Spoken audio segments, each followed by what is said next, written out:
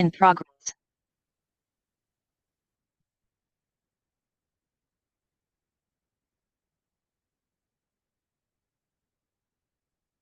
Good day, everyone. I am Ariza Shane M. Sumolong, but you can call me Shane. So for today, I will discuss all about arthritis. So what is arthritis? Arthritis is the swelling and tenderness of one or more joints. The main symptoms of arthritis are joint pain and stiffness, which typically worsen with age. Ang arthritis ay isang kondisyon na nagdudulot ng pamamaga sa mga kasukasuan, nagdudulot ng sakit, pagkakapigil, pamamaga at pagbabawas ng kakayahang makagalaw. May iba't ibang uri ng arthritis kabilang ang osteoarthritis, psoriatic arthritis, rheumatoid arthritis, gout, and juvenile arthritis. So first is the osteoarthritis. Osteoarthritis is karaniwang kaugnay ng pagtanda at pagkausad ng kasukasuan. Karaniwang apektado ang mga kasukasuan na sumusuporta sa timbang tulad ng hips, tuhod, likod at mga kamay. Sa psoriatic arthritis naman po, madalas mangyari kasama ang psoriasis at apektado nito ang balat, kasukasuan at mga internal na organo. And rheumatoid arthritis naman po ay isang kondisyon na autoimmune na nagdudulot ng pamamaga sa mga kasukasuan at maaaring makaapekto sa mga organo sa katawan. Kinakailangan ng tamang paggamot upang kontrolin ang mga sintomas. And gout po ay sanhi ng mataas na antas na uric acid sa katawan na nagdudulot ng bigla at patinding sakit sa kasukasuan. Then juvenile arthritis, nakakaapekto sa mga bata at kabataan, nagdudulot ng sakit sa kasukasuan, pagkakapigil at minsan ay pamamaga ng mata at organo.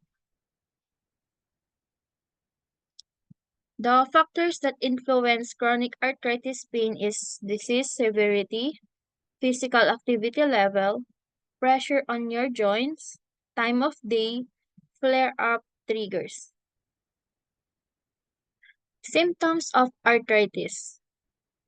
So first, we have the decreased range of motion or pagbaba ng saklaw ng galaw. Maaring mahirap ilipat ang apektadong kasukasuan sa buong saklaw ng galaw nito. So next po is stiffness or pagkakapilipit. Maaring maramdaman ang pagkapilipit ng mga kasukasuan lalo na sa umaga o pagtapos ng mga panahong ng inactivity. Then next po is pain, pananakit sa mga kasukasuan. Ito ang pinakakaraniwang sintomas kadalasang inuuri bilang masakit, pumipintig o matalim. Then next po is swelling o pamamanggam. Maaring magmumukhang namamaga ang mga kasukasuan at mainit sa paghipo. Then last is redness or pamumula. Maaring maging pula o namamaga ang balat sa paligid ng apektadong kasukasuan. Next po is the controllable causes of arthritis. So we have the abnormal metabolism. Abnormal metabolism is this result in weight gain and obesity which can trigger the onset and progression of arthritis. The next post is occupation. Jobs that require frequent use of joints so because of bending and squatting might lead to arthritis too. So yung pong occupation, kunwari po, magsasaka ka, is na laging gamit yung joint mo kasi nagbe-bend ka lagi. Then sa lifestyle naman po, arthritis can be also caused by the type of lifestyle or previous medical condition. Then injury, they can cause joint damages that can bring on some types of the post-traumatic arthritis condition. Next is the infections caused by the microbial agents which might lead to different types of arthritis. The precautions an arthritis patient can take is first being organized or maging organisado. Mahalaga ang pagiging maayos sa mga bagay-bagay tulad ng pagtupad sa mga pagbisita sa doktor o pagtamo ng gamot at pag-aalaga sa sarili. Then second po, we have managing pain and fatigue o pamamahala sa sakit at pagkapagod. Ay mahalaga ang regular na pag-inom ng gamot at pagsunod sa mga prescribed na pamamaraan para maibsan ang sakit at pagkapagod. Then third po is staying active or manatiling aktibo. Mahalaga ang regular na pag-ehersisyo o mga physical activities para mapanatili ang kalusugan ng kasukasuan at kalamnan. Then fourth po is balancing activity with rest or pagsasabayan ng aktibidad at pahinga. Dapat po magkaroon ng tamang balanse sa pagitan ng pagkilos at pagpapahinga para hindi masyadong mapagod ang mga kasukasuan. Then the fifth po is eating a healthful diet o tamang pagkain. Ang pagkain na mayaman sa sustansya tulad ng prutas, gulay at pag-inom ng sapat na tubig ay makakatulong sa pangangalaga sa kalusugan ng mga kasukasuan. Then six po is improving sleep or pagpapabuti ng tulog. Mahalaga ang sapat na oras ng pagtulog para mapanatili ang kalusugan ng katawan. Then lastly po is caring for joints. Pangangalaga sa mga kasukasuan ay dapat mag-ingat sa mga kilos na maaring magdulot ng pinsala o pagsisira sa mga kasukasuan upang maiwasan ang pagkapinsala sa mga ito. Sa risk factors of arthritis naman po is, yun nga po, we have family history, age, gender, previous joint injury, and obesity.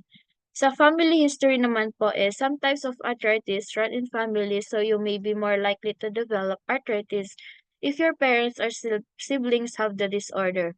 So yun nga po, sa family, it runs from the genes. Kunwari, meron po yung lola mo, so possible po na magkameron ka din ng arthritis. Sa age naman po is the risk of many types of arthritis including osteoarthritis, rheumatoid arthritis, and gout increases with age. So yun nga po, pagtanda, mga senior, 60 plus po, yun po yung kadalasan nagkakaroon ng arthritis. Then sa gender naman po is women are more likely to develop than men because most people who have gout and other type of arthritis are men. So, yun nga po, ang kadalasan po may rheumatoid arthritis ay women. Then, men naman po yung may mga gout. Yun po. Then, previous joint injury, people who have injured a joint, perhaps while playing a sport, are more likely to develop arthritis in that joint eventually.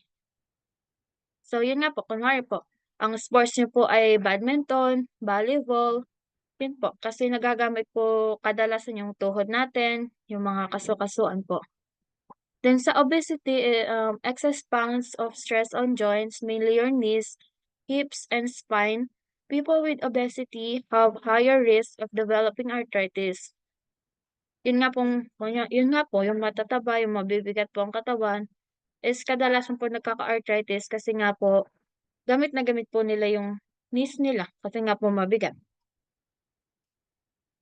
Sa treatment naman po ng arthritis is first, we have medications. Ang gamot, karaniwang kasama sa paggagamot ang pagtoma ng mga prescribed na gamot para maibsan ang sakit at pamamaga sa mga kasukasuan. Then second po, we have the splints or joint assistive aids o splints o mga kasangkapan na nakakatulong sa kasukasuan. Ang paggamit ng splints o iba't ibang kasangkapan na nakakatulong sa pagkilos ng mga kasukasuan ay maaaring makatulong sa pagpapabuti ng kalagayan. Ang example po is yung tungkod nga po, yun po, pwede pong gamitin po ng mga may arthritis para po maibsan po yung body weight sa mga joints po natin. Then third po is patient support and counseling. Support sa pasyente at counseling. Mahalaga ang suporta mula sa mga kapamilya at kaibigan, pati na rin ang counseling upang matulungan ang pasyente sa pagtanggap at pagharap sa mga hamon ng sakit. Yun nga po, kunwari po, sa pamilya po, kailangan po nating gabayan yung family natin na may arthritis para po ma-feel po nila na hindi sila nag-iisa. So, fourth po is nutrient-rich diet. Mayaman sa nutrisyon na dieta. Ang pagkain na mayaman sa sustansya tulad ng prutas, gulay at protina ay mahalaga sa pangangalaga ng kalusugan ng mga kasukasuan. So yun nga po, dapat po proper diet po yung kainin natin, hindi po yung mga bawal na ikakasakit po na tuhod natin. Fifth po is regular exercise or regular na ehersisyo. Ang regular na pag-eehersisyo tulad na stretching at strengthening exercises ay makakatulong sa pagpapabuti ng kalusugan ng mga kasukasuan at kalamnan. So yun nga po, kailangan po natin mag-exercise, igalaw-galaw po natin yung buto natin. If kaya po maglakad pa, is maglakad po, and if kaya din po mag-squat, pwede naman po. So yung 6 po is weight loss if needed. Pagbawas ng timbang kung kinakailangan.